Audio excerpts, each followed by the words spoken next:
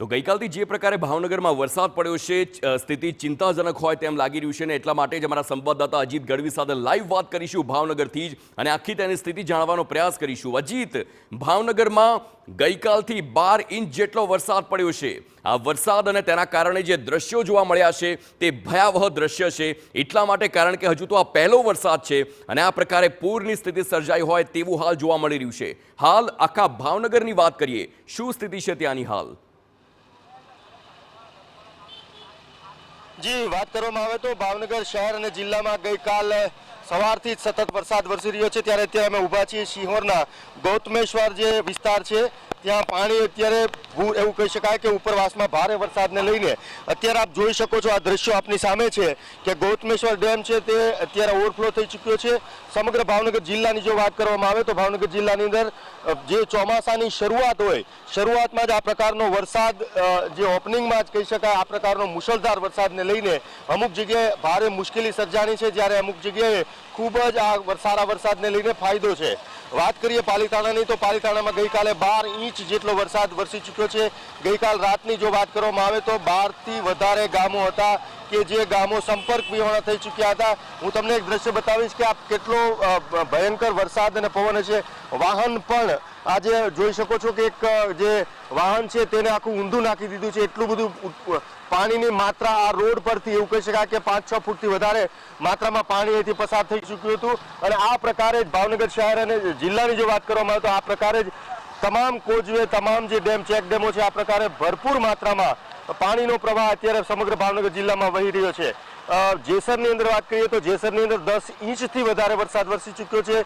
સિહોરની અંદર 6 ઇંચથી વધારે વરસાદ વરસી ચૂક્યો છે અને આજુબાજુના જે તાલુકાઓ છે, ખાસ કરીને ગ્રામ્ય વિસ્તારોની જો વાત કરવામાં આવે તો ગ્રામ્ય વિસ્તારમાં ભારે મુશળધાર વરસાદ વરસ્યો છે અને અત્યારે આપ જોઈ શકો છો વરસાદ બંધ થવાનું નામ નથી લેતો।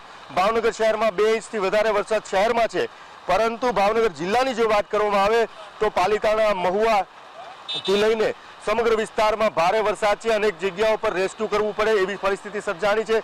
ત્યારે ભાવનગર જિલ્લા વહીવટી તંત્ર પણ અત્યારે તાલુકા લેવલે કામ કરી રહી છે અને ગઈકાલ રાતની જો વાત કરીએ તો સેજડિયા અને મુખડકા જે પાલીતાણાના ગામો છે ત્યાં જેસીબીની મદદથી લઈને એક ગામની અંદર 15થી વધારે માણસો ફસાઈ ગયા હતા, તેને મહા મુશ્કેલીએ બહાર લાવવામાં આવ્યા હતા। અત્યારે વરસાદની જો વાત કરીએ તો શેત્રુંજી ડેમ જે સામાન્ય રીતે સમગ્ર ચોમાસું પૂરું થાય ત્યારે 80 થી 100% ભરાતો હોય છે, પરંતુ અત્યારે પહેલા વરસાદમાં જ 80% શેત્રુંજી ડેમ જે સમગ્ર ભાવનગર જિલ્લાની જીવાદોરી કહી શકાય તે 80% ડેમ ભરાઈ ચૂક્યો છે પાણીનો। અને જો આવો ના આવો વરસાદ રહ્યો તો પહેલા વરસાદમાં જ કદાચ ભાવનગરના ઇતિહાસમાં એવી પહેલી ઘટના છે કે ચોમાસાની શરૂઆત થાય, પહેલો વરસાદ થાય અને શેત્રુંજી ડેમ જે ભાવનગર જિલ્લાની જીવાદોરી કહી શકાય તે પહેલા જ વરસાદની અંદર ઓવરફ્લો થાય।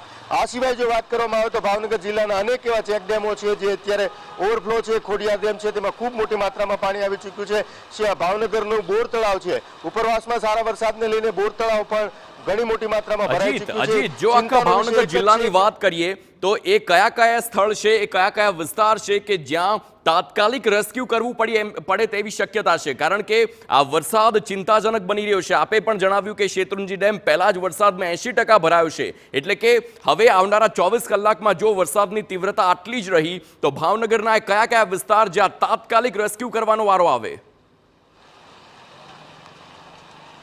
જી, ભાવનગરની અંદર અત્યારે આપ જોઈ શકો છો કે દ્રશ્યો આપણે બતાવી રહ્યા છીએ તે દ્રશ્યોની અંદર ખાસ કરીને વાત કરવામાં આવે તો જે પાણીની અંદર વાહનોને જે તણાતા જોઈ રહ્યા છે, જે ગઈકાલના અને આજ સવારના દ્રશ્યો છે, કાર તણાઈ રહી છે, રિક્ષાઓ, એક્ટિવા જેવા વાહનો પાણીના પ્રવાહમાં તણાઈ રહ્યા છે, એટલે મુશ્કેલી તો છે તે, પરંતુ પાલીતાણાની અંદર એવા ગામો છે અત્યારે ગામમાં વધારો થઈ રહ્યો છે। પાલીતાણા ખાસ કરીને જેસર તાલુકાની અંદર સ્થિતિ એવું કહી શકાય કે કંટ્રોલમાં છે, પરંતુ પાલીતાણા તાલુકાની અંદર સતત વરસાદને લઈને 12 ઇંચથી વધારે વરસાદ વરસી ચૂક્યો છે।